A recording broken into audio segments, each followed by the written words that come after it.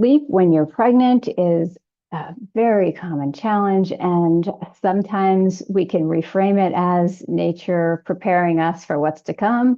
There's a lot of skill involved in, when you're nursing baby and baby's up every 3 hours, like how to deal with getting back to sleep fast. And it really is a skill that we can develop. But one of the main problems that we run into is we are told to sleep on our left side, and this part of our hip can start to complain. So there's different thoughts about whether we have to be sleeping on the left side. The idea is that the vena cava actually returns blood to the heart on the right. And so we don't want to risk having that impinged.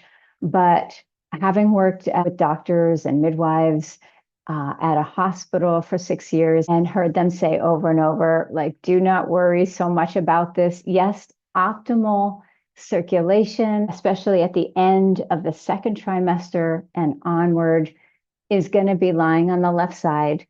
But it's not necessarily a bad thing if you wake up on your back, or certainly not on the other side. Like so many things when we're pregnant, it is a personal choice, right? You got to take in what people say and then kind of listen to your body.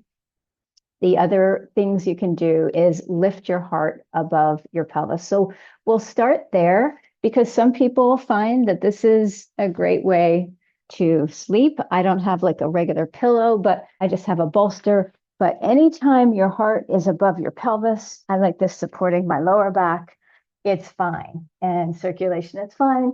There's no risk. Now, let's talk about lying on the right side. So if you're on your right side, the vena cava is toward the back, right?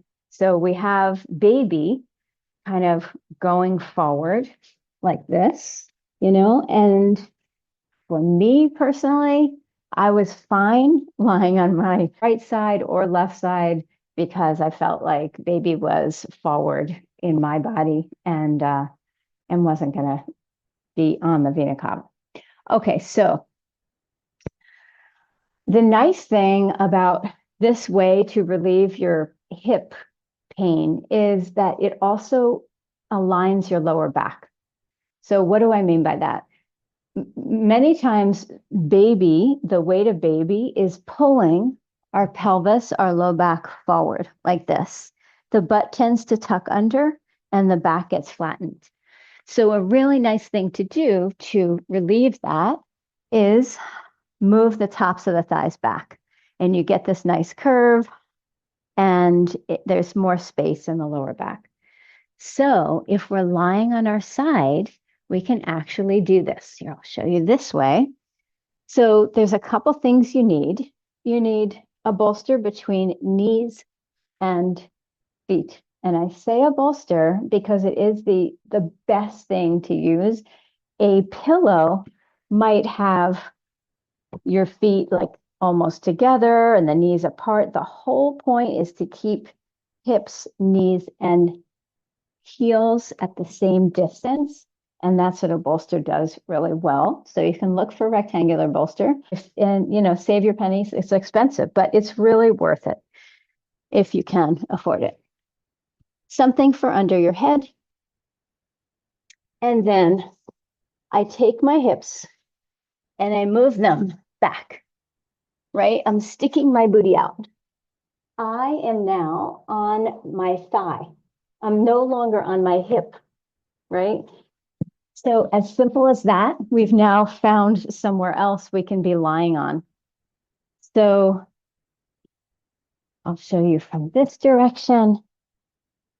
And here's another thing for your shoulder. If you're lying on your side all the time and your arm is like this, well, what are we doing? We're sleeping like this. The shoulder blade is coming forward, and this becomes more, loses the integrity and the support.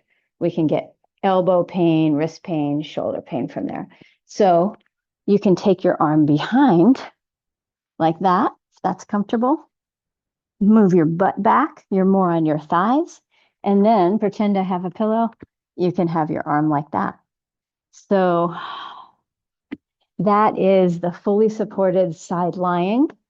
And I hope that helps. Let me know how it goes.